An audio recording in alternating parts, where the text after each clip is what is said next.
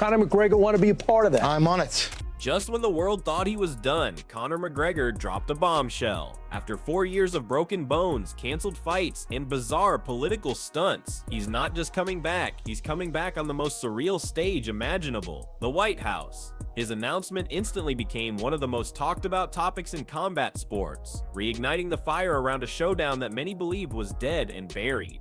This is me, Michael Chandler. Michael Chandler and myself have done the show, The Ultimate Fighter. We've had a good back and forth. He's a good, tough guy.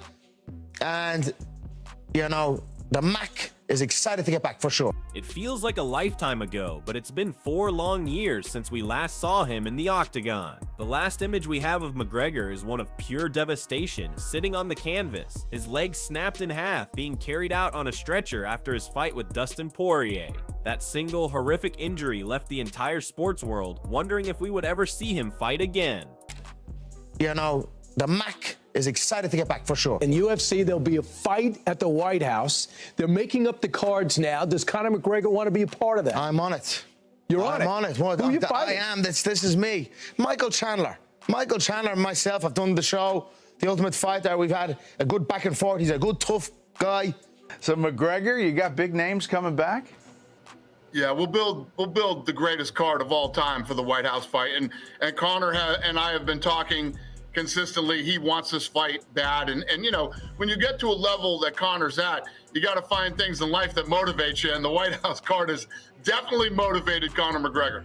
Pretty well. Things are going great. The White House, Dana White said, you and John Jones, that's a real deal. I'm going home, I'm going to get the head down, I'm going to rest. They're testing me, I'm in the pool. I says, you always say, man, I thought that's what the pools are for, jumping in and out. But I'm back in the pool, so get ready and stay ready, because damage will be done. Oval Office, White House card.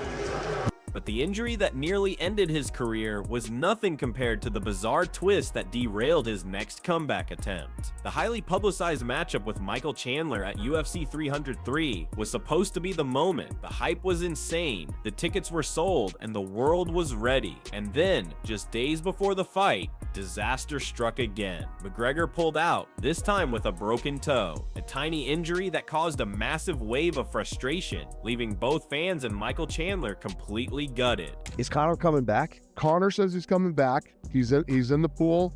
He's doing his thing. He's all kinds of footage of him training. You know, he wants to fight on this White House card. We'll see. I mean, we won't start building that card till February. To be. And then when's the election? The Irish presidential election. That I don't know. That I don't know. It's like, which one is what I heard? You know, Which one is he more focused on? all polling is saying that he's going to win by a landslide. No, really? Oh, hell yes. Polling saying he's going to crush the election. So they're doing everything they can to try to keep him off the ballot. And that's what makes this story so compelling.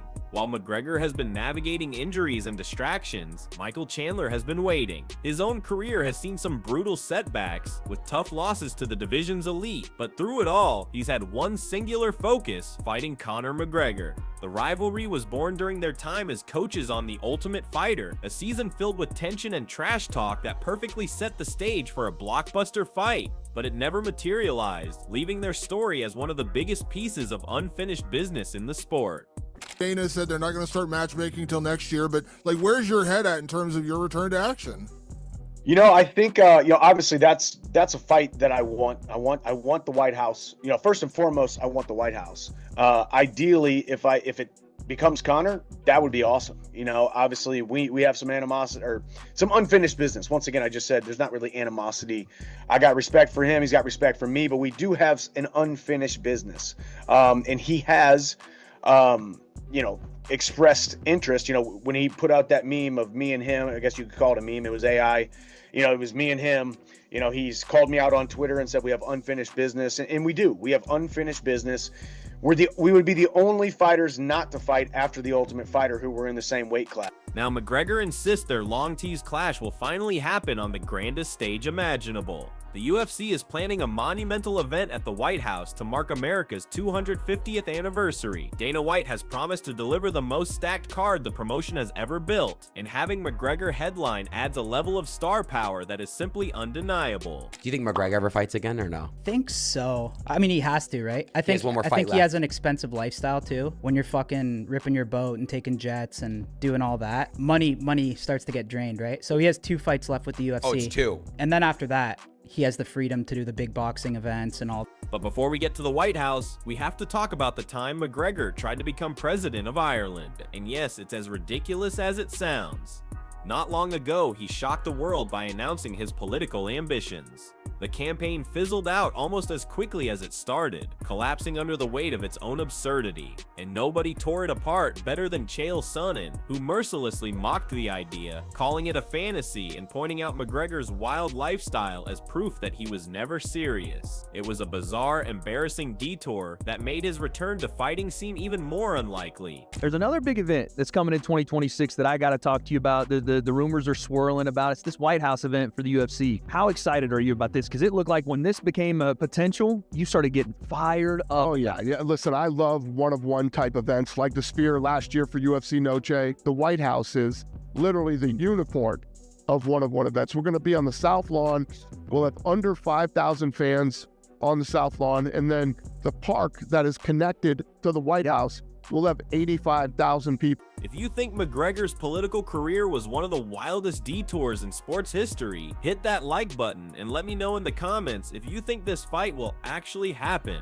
Despite that embarrassment, McGregor seems determined to redirect the spotlight back to his fighting career.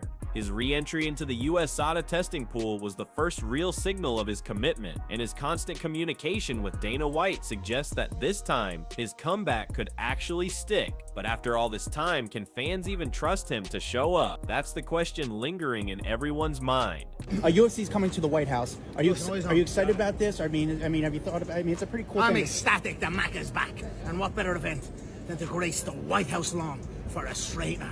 What I do best. I'm very, very excited, very eager, very motivated.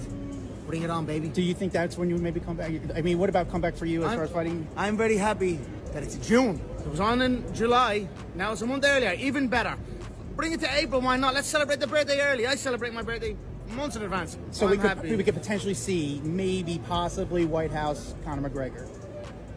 That's a definitely. That's a definitely. That's awesome. For sure. That's my event. That is your event. That is. On the other hand, Michael Chandler has embraced the chaos. He openly admits that his belief in this fight has only grown stronger, even after years of waiting. For him, facing McGregor at the White House is more than just another bout. It's the chance to headline a card that could go down in history. At nearly 40 years old, Chandler knows opportunities like this don't come often, and he's determined to seize it. Conor McGregor is going to be the headliner of the White House event, which is next year. We don't need Conor to win. We're not even expecting him to win. We acknowledge there's no way that Conor can win. And we're putting him in a beyond silly situation. We have never returned somebody after a 4-year break and put him in a 5-round atmosphere. We have never returned somebody coming off of a compound fracture and put them in a 5-round atmosphere. But we need the idea that he possibly could. We'd like to get some minutes in. So who is the right body that can fog a mirror, doesn't affect the ranking, doesn't have anything consequential going on in their career, that we know has slipped enough that even Conor McGregor could get some minutes in with? Who would it be? Would you bring somebody else back that's been out for 4 years? I think you all would agree wanted to see Dustin Poirier. Are we looking to just go right with Michael Chandler and pick up where we left off? Do we bring in a BMF belt? This fight represents the final shot at glory for both men. For McGregor, at 37, it's an opportunity to cement his legacy after years of inactivity, controversy, and political distractions. It's his chance to remind the world that he is still one of the greatest to ever do it. For Chandler, it's the career-defining moment he's been working towards his entire life, a chance to stand toe-to-toe with one of the sport's biggest names on the grandest stage imaginable. It makes sense. I did my job. I signed on the dotted line. I've still never pulled out of a fight, never missed weight. The most important thing about this White House card, and whether I am a shoe-in for it or not, when you're building a card of this magnitude, it's not necessarily even about putting on the best fight. It's about putting on the best fights that are the most reliable. Which fighters and which matchups, which marquee contests are going to happen on the White House lawn that have an almost virtual certainty of actually happening. In this crazy sport, there are no guarantees, but I'm about as sure as a guarantee as you possibly could be. Like I said, never missed weight, never pull out of a fight. And if I can walk to the octagon, if I can physically make it to the octagon, I'm showing up that cage, that octagon door is closing, and I'm putting on a show for the fans. I think we're closer now than we ever have been. I've always said, if you're a betting man, don't put money on him necessarily coming back, but now this changes things a lot. In my heart of hearts, I think I'm fighting Conor McGregor at the White House, and that sure does make a ton of sense for a multitude of reasons. Backing him up, baby. Not against me, I'm not, Michael, yeah? Some of these kids are in the UFC before you're in the UFC. Maybe if you showed up and maybe break they'd your be here. nose, you little fool, you. Come on, dude. Yeah, what? You Wait.